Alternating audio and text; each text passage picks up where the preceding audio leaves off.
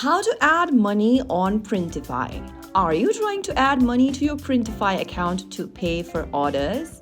If yes, follow the steps till the end. First of all, open the Printify application on your device, or you may also go visit Printify on your browser.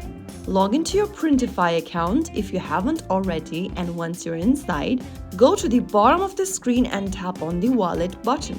Inside Wallet, you'll see an option that says Add Money at the top of the screen. Click on it and then select how much money you'd like to add from the options available. Select one of the options and then click on Add Money at the bottom right corner. On the next page, choose one of the payment options that you want to add money from.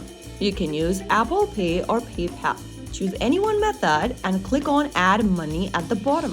Now, you need to go ahead and enter your Apple Pay credential or your PayPal account's credentials. Go ahead and follow the on-screen instructions. Make sure that you log into the services correctly by entering the correct credentials.